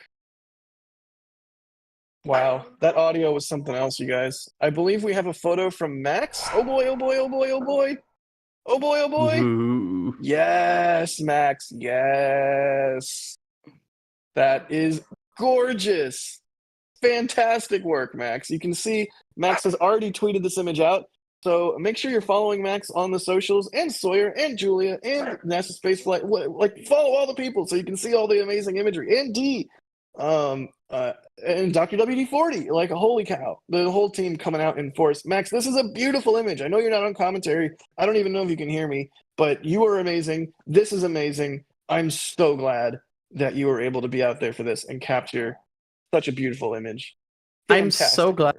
I'm so glad that our whole team is there. Like, I know there was some people thought about like, oh, is it Delta or Eclipse? And like, you were close. Like, I know a lot of people were close to making like this hard decision. And I'm just Sawyer. Like, I hope I can speak for all. Like, I'm so glad that you're all there and like didn't have to pick, and didn't have to like not witness this last launch. Thank you. I'm glad we all got to be here for it. I mean, the team down here at the Cape, we are our own small little family here. So it's kind of like a family farewell to the Delta 4 Heavy. And that just makes it that much more special to share it with some of the most kind people and some of the best people in the business. So huge shout out as well to Dee, to Max, to Julia, and yeah, and of course to Delta 4 Heavy for a fantastic curtain call. Absolutely. And of course, Dr. WD-40 also bringing us some amazing views today. This is the sort of thing that we're able to accomplish with your support. We're able to have this amazing Cape team and just, yeah, I don't even have words anymore. Adrian, say something intelligent. My brain is out of intelligent stuff. I'm just like, I think like seeing the closure of this multi-decade legacy of a rocket. Like, we had to say goodbye already to Ariane 6, of course. We now say goodbye to Delta 4 Heavy, or the Delta 4 family. We have a few more years left on Atlas, but that's also coming up. So it's kind of like this. Ariane, like I don't want to say 5. old guard. Yeah, like sorry, Ariane 5. You said I did say 6. You said Yeah, Ariane. I think you're sometimes trying to manifest something you secretly want. Nah, let's not talk about that. But yeah, I think overall we're seeing this old guard go. Is that fair to say? Yeah, absolutely. I mean, for a little while now, it's felt like we're sort of in a new era of spaceflight, and in a lot of ways, this feels like the page turning in the book. You know, this is a significant milestone as we progress, hopefully, toward being a more spacefaring society. And you know, going back to the moon, going back to Mars, or going to Mars. After I canceled Ariane 6, you just put it on Mars. Yeah, exactly. I mean, but really, this is, you know, as technology has advanced, as let's be real, SpaceX has entered the arena and forced companies to drive down costs and to innovate with modern technology. This is a result of that. ULA now focusing on Vulcan, and it's the page in spaceflight history has been turned, and I'm just glad we were all here for it. But rejoice, there's another Cape launch coming up. Oh, when? Tonight at Starlink. Yay, Starlink. Sawyer, I'll let you go because you need to pack up, do you not? Yeah, the team here's got to pack everything up, and then we'll head on out and see if our remote cameras captured anything. Absolutely. Thank you so much, Sawyer, for being on the stream. My absolute pleasure. Thanks to everyone for watching. And yeah, stay tuned to all the socials because we're all going to have some cool pictures, even more of them, coming soon. Right. If you thought the pictures we showed already were cool, just you wait until we see these remotes. I know Dee has some remote video. I know Max and Julia and Sawyer all put down remotes. So, you know, they were up at like insane o'clock this morning to get out there for remote setup, following an insane day of eclipse hunting. So make sure you follow everybody on the socials, or at the very least, NASA Spaceflight Actual, and stay tuned for what will certainly prove to be some amazing imagery from our absolutely outstanding Cape team. Thank you, Cape team, for all your hard work. I know Sawyer's already off comms, but I'm just going to say it here. Cape team, thank you. That was amazing. That was fantastic. I can't ask for really anything else. Adrian, how are you? Are you still breathing? Yeah, I'm recovered now. There was a very sad moment during liftoff. Like I think the saddest moment was really the moment it moved for me. Like the moment okay, this is the last launch now. There's no like, oh, last minute scrap, last minute hydrogen valve. We will get to experience this one more time. No, this was just it. And yeah, I'm just happy that we covered it, and I'm looking forward to see Vulcan fly more, and I'm looking forward to some Atlas flights, and I'm of course looking forward to many more Falcon 9s, including the one tonight. We will go live at the window opens at midnight Eastern, so we will go live at 11 p.m. Eastern time for a potential launch of the Starlink Group 6-48 launch tonight. So there you go. Excellent. I'm not on commentary for that. No, we're just gonna do planning live. Yeah, it's me. It's me and Alex, and Max will be on field commentary. So there you go. Yay! Oh man, I mean, like, just wow. We have a video from ULA of ignition. Ooh. Let's check that out. Oh, you can see the staggered startup. That's insane. Yeah, that's beautiful. The Jello camera from all the vibrations. Oh my god. Gorgeous. Yeah, that camera was just liquefied. Yeah, not wrong. Ooh, we got a drone or helicopter shot as well. Look at that. First goes left, right? There's left. Yep. And middle and right. And boom. Lift off. It looks insane. Thank you to this camera for its sacrifice. Yeah. Thanks, Cam. Yeah, I'm sad to see Delta go. No more 3-core orange rocket. No more orange exhaust with the crazy orange mock diamonds. But at least now we get Vulcan with the insane blue mock diamonds. Can't go wrong there. So you know what? I'm here for it. Y'all, thank you so much for coming out and choosing us for your rocket launch coverage. We love what we do. We have the coolest dang job, and it just makes me so happy. It fills me with joy that people care about spaceflight. There is so much in this world that isn't, let's say, suboptimal, but it's so nice that we can all just sort of gather around the campfire and be excited about something and be cheerful about something, enjoy something. Anyways, I could blather on. I'm feeling all wistful and nostalgic for Delta's final launch, but I think with that, we will wrap it up. Y'all are the best. You're the best dang audience out there. Thank you for all the support. We appreciate you so much. Deborah Jean, thank you for the super chat. They say, let's all thumbs up for bringing us this magically sad moment. Please thank the NSF crew. Thank you so much, Deborah Jean. Jim Slim, thank you for the super chat. They say, awesome sound through my home entertainment system with subwoofer. Perfect, NSF. Ooh, now I want to hear that audio on a really good sound system instead of a stupid AirPod. Bideford, holy cow, Bideford gifting 20 Red Team memberships. Thank you so much, Bideford, for all the support now and forever. RC Horseman, thank you for gifting 5 Red Team memberships. You're the best. Charles, becoming a Capcom member. Thank you so much, Charles. You get Discord access with Capcom membership. Plus, you also get the members-only videos and photos and the behind-the-scenes content and the chat emojis. You get all the good stuff. So hop into Discord and say hey, and thank you for doing that. Charlie Moses, becoming a PadRat member. Thank you so much, Charlie. Remy Turk, thank you for the 20 euros there. They say, with the exhaust of a hydraulic engine being water, does that mean exhaust flames are essentially glowing hot steam? I think plume of the engine versus exhaust are two different things.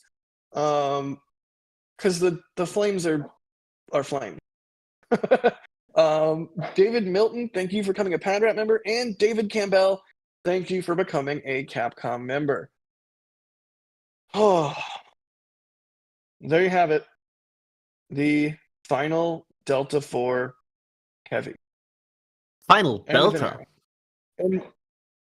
End of an era, but beginning of a new one. In the field, we had Max Thank you so much, Max. Let's see if we can get his info up on the screen so y'all can follow him if you don't already. If you don't follow Max, I don't know what you're doing here, but for real, let's get his info up on screen. On Twitter, he is @_MGDE_. We also had Julia, who was tracking with the broadcast camera, so that tracking shot was all her. Great job to Julia. Let's see if we can get her info up there. She is @Julia_Bergeron on Twitter. Make sure you follow Julia. If you're not following all of us on Twitter, I don't know what you're doing. For real. You can definitely follow NSF on Instagram or Twitter or what have you, but follow the individual photographers. You'll get a little bit of their personality and what they tweet and the photos that they post. It's delightful. Also out in the field, we had D as well. Thank you so much to D for everything that you do. I'm so excited to see the videos that you make from this launch. And D is D Weiss Cinema on Twitter. Make sure you're following them. And also in the field, of course, we had good old Sawyer. Sawyer is awesome as well. And I mean, you already saw some of the photos he posted, but again, remote photos are going to be coming in hot. So make sure you follow everybody. Sawyer is @the_NASA_man on Twitter. So there you go. Operating today's stream, we had Jay Keegan. Jay, thank you for operating the stream. I think you might have had some support from KMR in the background. I don't know, maybe not. Either way, thank you, KMR, for existing. And thank you to Gage for tracking the launch with the KSC assets there. Oh, wow. Well, there you have it. Delta launched. Oh, and I'd be remiss if I did not say also thank you to Dr. WD-40 for also providing us a feed. Adrian, I'm at a loss for words, buddy. You can see Dr. WD-40's info there, @Dr. WD-40. There you go. Thank you for throwing that up. I want to make sure everybody gets the love. Everybody puts in a whole bunch of work on this stuff. Adrian, any final thoughts before we wrap things up?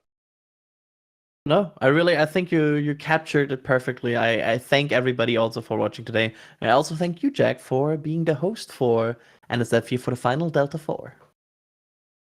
Absolutely. I wouldn't want to do anything else. Yeah. I don't have anything else to say other than that was a beautiful launch and this team is amazing. And with y'all's support, we'll keep up the good work. So with that, we will leave y'all nerds. You can hang out at SCL, you can hang out at SBL, you can hang out at McGregor Live, but stay tuned. Oh my God, no. Hold. There's a hold on the stream wrap. Yeah, there's a hold. We have a hold on these. Yep. This photo. Max. What the hell, Max? I'm opening. God, I'm opening something here right now. Yes, please do exactly what I know you are doing. You do not feel the need to talk. Just do exactly what you need to do. We're working on getting this image up on screen. This is fantastic. Max. That is just beautiful. I mean, Delta 4 Heavy ascending into the clouds one last time. You can see the fire around the base of the side cores. You can see the center cores throttled down. Oh, that's just beautiful. That's just absolutely beautiful, Max. Fantastic work. I think, dare I say, metal print? Yes. I already asked for the non-watermark version. I'm getting there. All right, we are working on getting this in the store. We're still going to wrap up, but if you are a Delta 4 Heavy fan, make sure in the next, 5 to 10 minutes, you check out shop.nasaspaceflight.com because we will surely have some metal prints from this launch up in there. At the very least, this one, and as hopefully we get some good stuff from remote setup as well. So we'll be sure to mention it again, I'm sure, during the Starlink stream. But yeah, this is the sort of thing that we're able to do with y'all's support. We're able to have amazing people like Max take amazing images like this. So yeah, suffice to say, we're all thankful for it. All right. Oh, wow. All right, for real this time. Thank you all for watching. Stay tuned. We have the Starlink launch later tonight. And with that, we will see y'all nerds next time.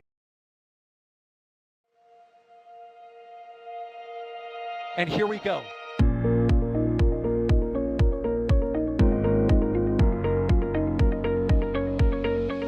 We have liftoff. Propulsion continues to be nominal. RS-68 chamber pressure looks good. Doubling up. And that's where the planet. Water towers fly! Yes! Tango down to nominal. Flight downside FTE off. Bring in FTE off. It's orange! Oh my god! Oh my god! Decollage. Put that in the big bag, Tingle. 343 unfolds to go. Indeed. We rise together, back to the moon and beyond. This methane will be igniting in the flare, correct? Yikes. He said, we don't need any more of these.